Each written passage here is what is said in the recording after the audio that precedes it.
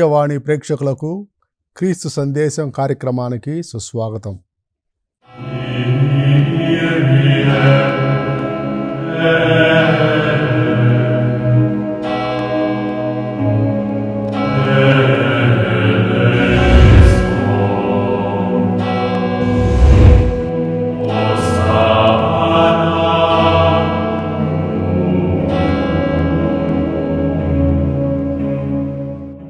ప్రియ సహోదరి సహోదరులారా, నరులు చేసేటటువంటి దుష్కార్యాల్లో ఈరోజు శోధనలు అనేటువంటి విషయంపై దైవవాక్య ప్రేరణతో మీతో చర్చించాలని అనుకుంటూ ఉన్నాను. శోధనలు అనేవి అందరికీ వస్తాయి. తెలుగులో ఒక సామెత ఉంది, వానలో తడవని వాడు వైద్యం తెలియనివాడు ఎవడూ లేడంట. వర్షంలో అందరూ ఏదో సమయంలో ఎప్పుడొకప్పుడు తడుస్తూనే ఉంటారు. ఇంకా వైద్యం కూడా ప్రతి ఒక్కరికి కూడా ఏదొక కొంచెం అవగాహన ఉంటుంది. వైద్యం ఏం చేసుకోవాలో ఏదన్నా రోగం వచ్చినప్పుడు. అలాగా శోధనలు రాని వాళ్ళు ఎవరూ లేరు, అందరికి వస్తాయి. తెలుగులో ఇంకో సామెత ఉంది, బ్రహ్మకైనా పుడుతుంది రెమ్మ తెగులు అన్నట్టు. ఏ శోధన ఎవరికి ఎప్పుడు వస్తుందో తెలియదు. పుంఖానుపుంఖాలుగా శోధనలు వస్తూ ఉంటాయి. కాకపోతే ఆ శోధనను ఎదుర్కొని అధిగమించిన వారు, లేకపోతే జయించిన వారు విజేతలవుతారు.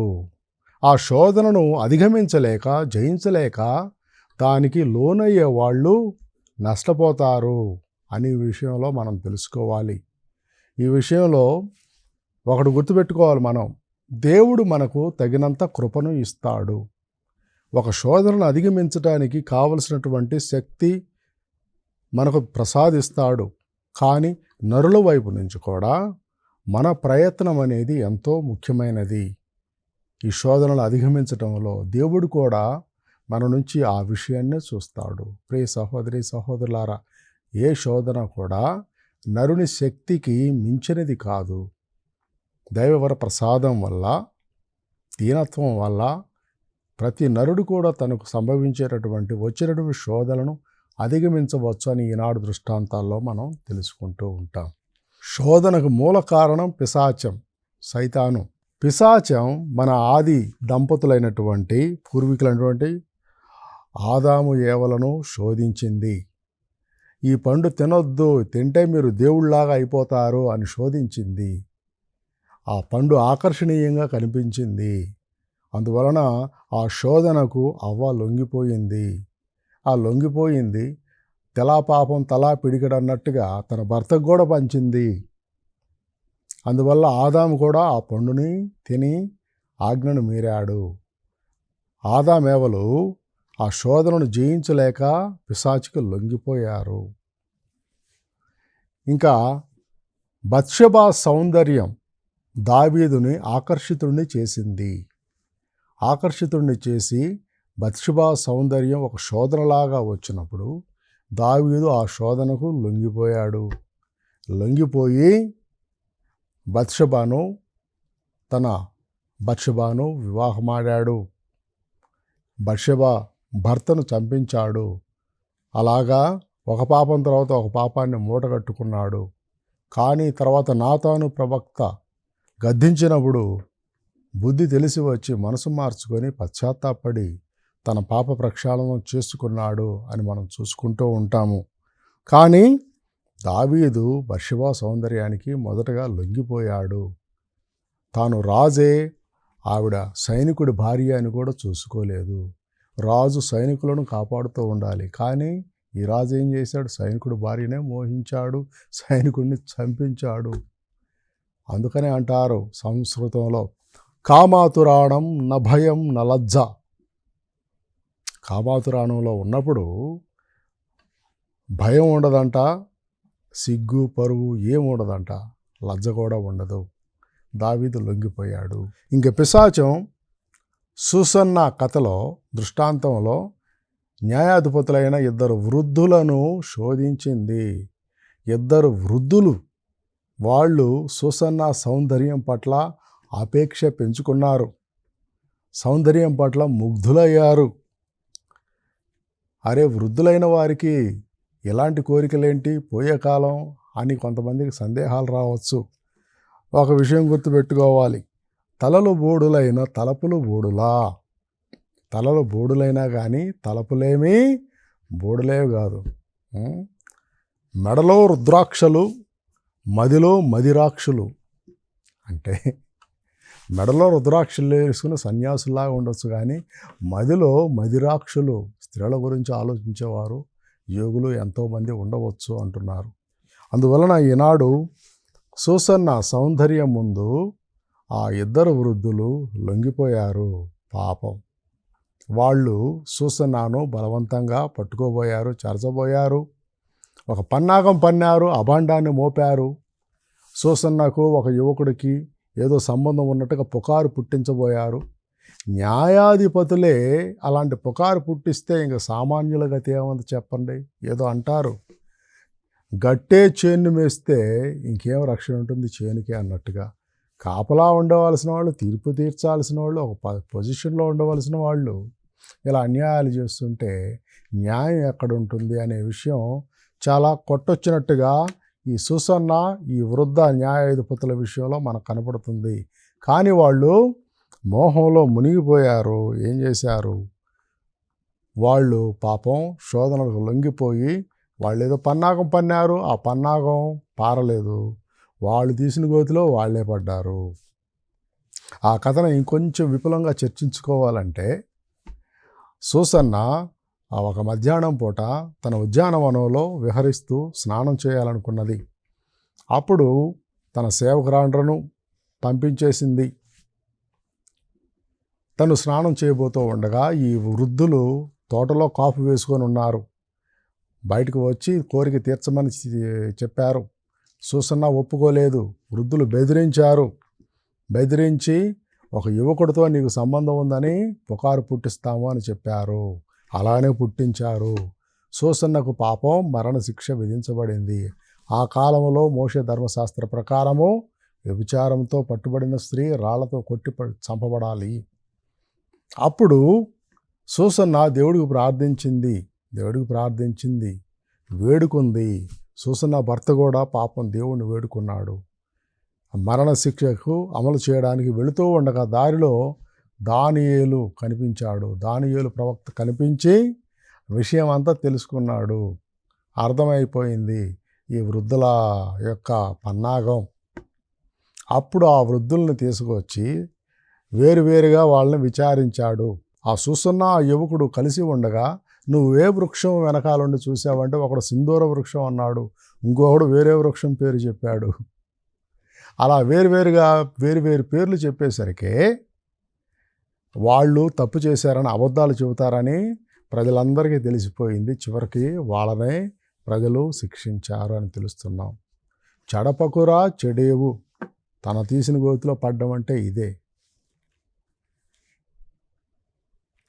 ఇంకా పిశాచం పోతీఫరు భార్య ద్వారా యోసేపుని శోధించింది. పోతీఫరు భార్య బహుశా పడుచు వయసులో ఉండొచ్చు. యోసేపు పడుచువాడు, అందగాడు. అందువల్ల పాపం యోసేపు మీద మరులుకొని పోతీఫరు భార్య కోరిక తీర్చవలసిందిగా యోసేపును వెంటబడడం మొదలుపెట్టింది. యోసేపు లొంగలేదు. మామూలుగా ఆవిడ ఏమనుకోని ఉండొచ్చు, ఓహో ఈ అబ్బాయి కుర్రవాడు, అందగాడు, బ్రహ్మచారి శతమర్కట అంటారు. అంటే ఒక బ్రహ్మచారి 100 కోతులతో సమానంగా ఉంటుంది వాళ్ళ బుర్ర అనుకొని పాపం తను ఏదో ఆశపడింది, కానీ భంగపడింది. యోసేపు చాలా గట్టిగా ఉండి శోధనను జయించాడు అని మనం తెలుసుకోవచ్చు. ప్రియమైనటువంటి సహోదరి సహోదరులారా, ఈనాడు యోసేపు ఒక గొప్ప ఆదర్శంగా నేటి యువతకు ప్రత్యేకంగా నిలుస్తాడని చెప్పడంలో అతిశయోక్తి లేనే లేదు. ఇంకా 1వ రాజులు 21వ అధ్యాయము 25 నుంచి 26వ వచనంలో వరకు ఆ శోధన ఏంటి? ఆహాబు రాజు, ఇశ్రాయేలీయులను పాలించిన రాజుల్లో ఆహాబు ఒక దుష్టుడు, దుర్మార్గుడు. అతనికంటే గనుడు ఆచంట మల్లన్న అన్నట్టు ఆహాబు ఎంత దుష్టుడో అంతకంటే దుష్టురాలు అతని భార్య యెజబెలు రాణి. యెజబెలు రాణి ప్రబోధాలతో ఆహాబు కూడా ఇజ్రాయేలు యూదు రాజు అయి ఉండి దుష్కార్యాలు చేయడం మొదలుపెట్టాడు. యెజబెలు వాళ్ళ దేవతలను, బాలు దేవతలను అంతా కొలవాలి, పూజించాలి, ఆరాధించాలి అని ఒక రూలు తీసుకొచ్చి పెట్టింది. ఆహాబు దానికి కూడా ఓకే అన్నాడు. అయితే ఆహాబు మనసులో ఒక స్వార్థం ప్రవేశించింది. తన అంతఃపురం పక్కనే ఉన్న నాబోతు అనే ఒక సామాన్య రైతు తన పిత్రార్జితమైనటువంటి చిన్న ద్రాక్ష తోటను సాగు చేసుకుంటుండగా ఆహాబు రాజు ఆ తోటను చూసి ముచ్చటపడి అది కావాలనుకున్నాడు. రాజులు తలుచుకుంటే దెబ్బలు కొదవండి. రాజులకి ఎన్ని వందల ఎకరాలు ఉంటాయి, వేల ఎకరాలు ఉంటాయి. పొలాలు కావాలంటే ఎన్నైనా కొనుక్కోవచ్చు. పోయి ఆ నాబోతు, ఆ చిన్న రైతు, సన్నకారు రైతు, చిన్న తోట, ద్రాక్ష తోట ఎలా అవసరం వచ్చింది. దానికి తోడు వెళ్ళి బేరం పెట్టాడు. ఆ నాబోతుని అడిగాడు ఆహాబు, ఈ పొలం నాకు కావాలి, ఇస్తావా అని. అయ్యా, ఇది నా పిత్రార్జితం, వారసత్వంగా ఎన్నో తరాల నుంచి వచ్చింది, ఇది చాలా ప్రశస్తమైనది, విలువైనది.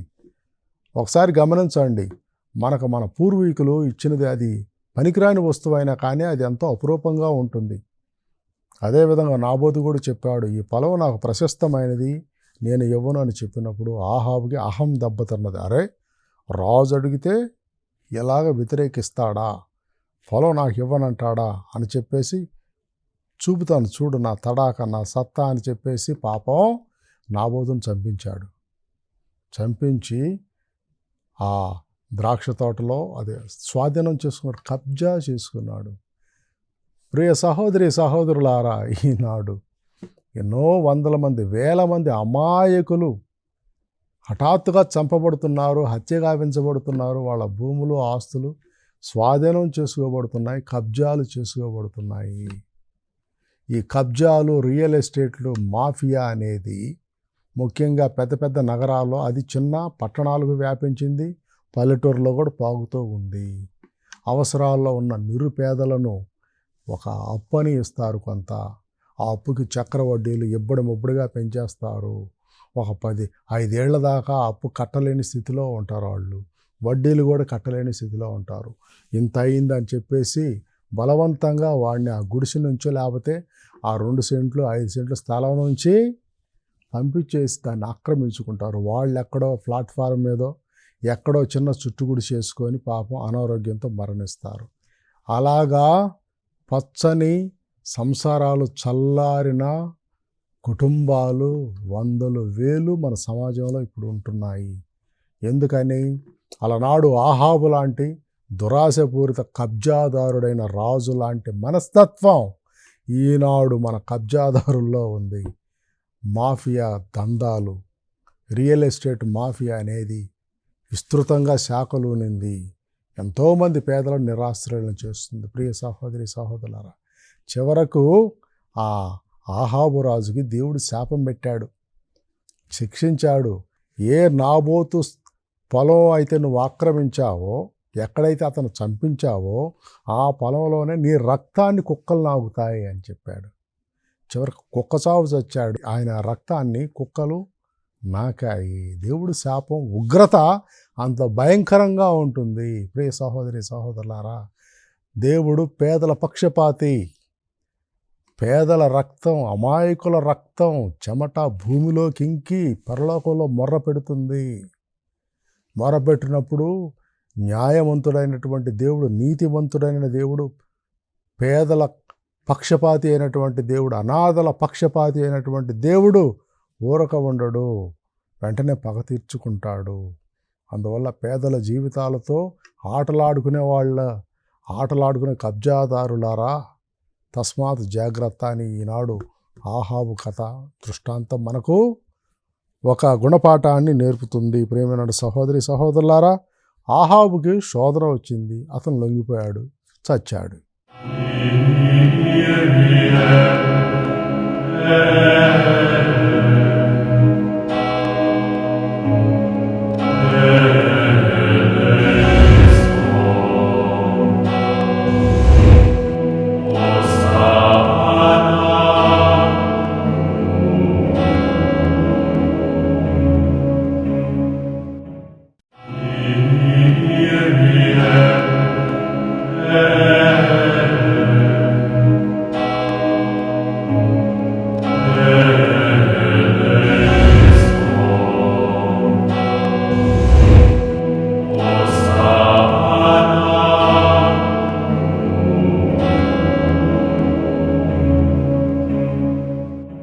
ఇంకా యోబు 2వ అధ్యాయము 2వ వచనం నుంచి 6వ వచనం వరకు చూసుకుంటే పిశాచి యోబుని రకరకాలుగా శోధించింది. ఆస్తిపాస్తులను తీసి పడేసింది, పిల్లల్ని అందరిని చంపేసింది, ఇంకా శరీరానికి భయంకరమైన రోగాన్ని తీసుకొచ్చింది, జీవితం మీద విరక్తి పుట్టేలాగా చేసింది. కానీ యోబు లొంగలేదు, దృఢంగా ఉన్నాడు. చివరికి తన భార్య, తన మిత్రులు కూడా వచ్చి దేవుణ్ణి దూషించన్నా కానీ యోబు చెప్పాడు, పిచ్చిదారా, దేవుడు ఇచ్చిన సుఖాలు దుఃఖాలు అన్నీ కూడా ఒకే దృష్టితో తీసుకోవాలి. దేవుడు మనల్ని సుఖాలు ఇచ్చాడు, దేవుడే ఇచ్చాడు, దేవుడే తీసుకున్నాడు. నేను గర్భం నుంచి వచ్చినప్పుడు నగ్నంగా ఉన్నాను, తిరిగి వెళ్ళేటప్పుడు నగ్నంగానే వెళ్ళిపోతాను అని యోబు గొప్ప తత్వం మాట్లాడాడు. గట్టిగా నిలబడ్డాడు, చివరకు భగవంతుని చేత ఆశీర్వదింపబడ్డాడని మనం చూసుకుంటూ ఉన్నాం. ప్రియ సహోదరి సహోదరులారా, అందువల్ల యోబు ఏమన్నాడు, దేవుడు ఇచ్చిన సుఖదుఖాల్లో రెంటిని అనుభవిస్తాను. దీన్నే స్థితప్రజ్ఞత అంటారు, ఇన్యాసి వారు అంటారు తటస్థత, ఇండిఫరెన్స్. అంటే దేవుడు నీ మేలు కోరి ఆరోగ్యాన్ని అనారోగ్యాన్ని ఇచ్చాడనుకోండి, నువ్వు అనారోగ్యాన్ని కోరుకుంటే అది నీకు మేలు చేస్తుంది అనుకోండి, నువ్వు అనారోగ్యాన్ని కోరుకోవాలి. ఎక్కువ కాలం జీవించడం లేక తక్కువ కాలం జీవించడం అనేటువంటి 2 విషయాలను దేవుడు నీ ముందు పెట్టాడనుకోండి, ఈ తక్కువ కాలం జీవించడం అనేది నేను దేవుడి దగ్గరికి తీసుకెళ్ళేదైతే నువ్వు తక్కువ కాలం జీవించడం అనేదాన్ని నువ్వు ఎన్నుకొనాలి. మిగతా విషయాలన్నిటికీ తటస్థంగా ఉండాలి అని ఇన్యాసి వారు తన యొక్క ఆధ్యాత్మిక అభ్యాసాలు అనే దాంట్లో చక్కగా విపులీకరిస్తాడు. ప్రియ సహోదరి సహోదరులారా, యోబు కూడా ఈ స్థితప్రజ్ఞత అనేది తన జీవితంలో చూపించాడు. కానీ మనం ఏం చేస్తాం, చిన్న సమస్య రాగానే అయ్యో దేవుడా నాకెందుకు ఎన్ని కష్టాలు, అసలు ఓర్చుకోలేం, తట్టుకోలేం, దేవుడిని నిందిస్తాం, ముద్దాయిగా దోషిగా నిలబెడతాం, ప్రపంచాన్ని నిందిస్తాం, మన తల్లిదండ్రులు నిందిస్తాం. ఎంతమంది కొడుకులు కూతుళ్ళు వాళ్ళ తల్లిదండ్రులు నిందించట్లేదు. వాళ్ళకి 30 సంవత్సరాలు వచ్చినా కానీ వాళ్ళు ఏం చేయకుండా ఇంకా తల్లిదండ్రులు నిందిస్తే, వాళ్ళు అలా చేశారు కాబట్టి మేము ఇలా ఉన్నాం, మీరేం చేస్తున్నారు, చేతులు కట్టుకొని కూర్చోమని ఎవడో చెప్పాడు మిమ్మల్ని? ఏ విధంగా స్థితప్రజ్ఞత అనేది ఈ కాలంలో మనకు అవసరం.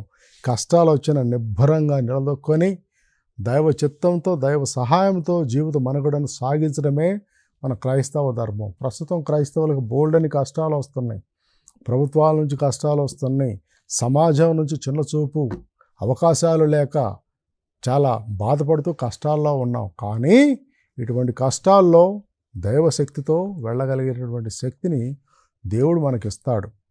ఈ విషయాన్ని మనం గుర్తుపెట్టుకొని స్థితప్రజ్ఞత, తటస్థత అనేది జీవితాల్లో మనం అవలంబించి పాటించినప్పుడు మనం ఎటువంటి అశాంతికి లోను కాము. ప్రియ సహోదరి సహోదరులారా, ఇంకా ఇప్పుడు ఒక బిచ్చగాడు కోప్పడ్డాడంట. ఏది ఎప్పుడు ఒక ఆవిడ ప్రతిరోజు అతనికి బిచ్చం వేస్తుందంట, ఇంకొక ఆవిడ అసలు ఎప్పుడు వేయలేదంట. అందుకని ఒకరోజు ఎప్పుడు పెట్టి బిచ్చం వేసే ఆవిడ బిచ్చం వేయలేదంట. అందుకని బిచ్చగాడు కోప్పడుతున్నాడు. పెట్టనమ్మ ఎప్పుడు పెట్టలేదు, కానీ ఎప్పుడు పెట్టే మొండకేం వచ్చింది మాయదార రోగం అని పాపం ఎప్పుడు బిచ్చం వేసే స్త్రీని పట్టుకొని తిట్టాడంట. మనం ఇలాగ ఈ బిచ్చగాడిలాగా దేవుణ్ణి నిందల పాలు చేస్తూ ఉంటాం. అప్పుడప్పుడు దేవుణ్ణి లేకపోతే మన తల్లిదండ్రులు లేకపోతే మన పరిస్థితుల్ని తిట్టుకుంటూ ఉంటాము. కానీ మన తల్లిదండ్రుల ద్వారా, దేవుడి ద్వారా, మన సమాజం ద్వారా మనకు లభించినటువంటి మేలుల గురించి మనం ఎప్పుడూ ఆలోచించాం. ప్రియ సహోదరి సహోదరులారా, ఇంకొక శోధన అబ్రహాంకి వచ్చింది పాపం. ఏంటి? ఆదికాండ 22వ అధ్యాయంలో అబ్రహాముకి బలమైన శోధన వచ్చింది. ఎందుకంటే లేక ముది వయసులో ఒక పిల్లాడు కలిగినప్పుడు ఇస్సాకు కలిగినందుకు అబ్రహాం ఎంతో సంతోషించాడు. ఆ సెలబ్రేషన్ అంటే ఆ ఆనందం అంతలోనే ఆవిరైపోయే ఒక మాట దేవుడు చెప్పాడు, నీ కుమారుడు నాకు బలిగా ఇవ్వు. అని చెప్పినప్పుడు అబ్రహాముకు పెద్ద శోధన. ఏంటి దేవా నువ్వు, ఇది నీకు న్యాయమేనా? ఆ చేత్తో ఇచ్చి ఈ చేత్తో తీసుకున్నట్టు ఇలా ఇచ్చావు మళ్ళీ తీసుకుంటావా అని అబ్రహాము ఎప్పుడూ ప్రశ్నించలేదు. ఎందుకంటే దేవుడు ఇలా చేస్తున్నాడంటే ఏదో ఒక గొప్ప ఆలోచన ఉంటుంది. దేవుడి ఆలోచనలు మానవ బుర్రకు అందవు. ఈ విషయాన్ని మనం అర్థం చేసుకుంటే దేవుడి యొక్క ప్రణాళికను మనం సగౌరవంగా చూస్తే మనకెంతో అభివృద్ధి మేలు జరుగుతుంది. ప్రేమ సహోదరి సహోదరులారా, కానీ దేవుడు ఏం చేశాడు? చివరికి ఇస్సాకును బలిగా తీసుకోలేదు, ఒక పొట్టేళ్ళను బలిగా తీసుకున్నాడు. అబ్రహామును శోధించాడు, అబ్రహాము యొక్క సంసిద్ధతను తెలియజేసుకున్నాడు. ప్రియ సహోదరి సహోదరులారా, ఇంకా మత్తయి సువార్త 16వ వచనంలో 21 నుండి 23వ వచనం వరకు చూసుకుంటే పిశాచి అనేక సార్లు యేసుప్రభువును శోధించింది, అనేక మార్లు ఎడారిలో శోధించింది, ఇంకోసారి పేతురు ద్వారా కూడా శోధించింది. యెరూషలేముకు వెళ్ళాలి, నేను అక్కడ శ్రమలు పొంది శిలువ మరణం పొందాలని యేసుప్రభు చెబుతున్నప్పుడు పేతురు అయ్యే బోధకుడాలా అయితే మీరు యెరూషలేము వెళ్ళొద్దు అని హెచ్చరించడం మొదలుపెట్టాడు. అప్పుడు పేతురు వెనక్కి వెళ్ళు కూడా అనలేదు ప్రభు, సైతాను వెనక్కి వెళ్ళని గద్దించాడు. ప్రియమైన సహోదరి సహోదరులారా, ఇంకా యోహాను 13:26 నుంచి 30 వరకు చూసుకుంటే యోధాకు శోధన వచ్చింది, ధనాశకు లొంగిపోయి ఆ శోధనకు లొంగిపోయి ప్రభువును అప్పగించాడు. ఇంకా అపోస్తుల కార్యంలో 5వ అధ్యాయం 3వ వచనంలో అననీయ సఫీరాలకు శోధన వచ్చింది. వాళ్ళు ఇంటిని స్థలాన్ని ఆస్తిని అమ్మి ఆ డబ్బు పూర్తిగా అపోస్తులకు ఇవ్వకుండా కొంత దాచిపెట్టుకున్నారు. ఆ శోధన వల్ల వాళ్ళు చచ్చిపోయారు, మరణాన్ని పొందారు. ప్రేమైన సహోదరి సహోదరులారా, పౌలు గారికి కూడా చాలాసార్లు శోధనలు వచ్చాయి. కానీ పౌలు గారు ఎంతో దీనంగా వినమ్రంగా ఉన్నాడు, దేవుని సహాయాన్ని పొందాడు. ఏమి లేని విస్తరి ఎగిరెగిరి పడిద్ది, అన్నీ ఉన్న విస్తరి అణిగిమణిగి ఉండిద్ది అంటారు. ప్రియ సహోదరి సహోదరులారా, ఇంకా ప్రభు చెబుతున్నాడు లూకాసు వార్త 22వ అధ్యాయం 40వ వచనంలో, శోధనలో చిక్కుకోకుండా ముందుగానే ప్రార్థన చేయండి. యోహాను 8వ అధ్యాయం 44వ వచనం, పిశాచు మొదటి నుంచి నరహంతకుడే, అసత్యానికి తండ్రి. ఒక మంచి వచనం 1 కొరింథీ 10వ అధ్యాయం 13వ వచనం, దేవుడు ఎప్పుడూ మన శక్తికి మించి శోధించడు, వాటిని భరించే శక్తిని ఇస్తాడు. కానీ మనం ఉపవాసం ఉన్నప్పుడే అక్కడ విందు భోజనం తయారవుతూ ఉంటుంది. ఆ వాసనలా చూసి ఉపవాసాన్ని పక్కన పెట్టేస్తాం.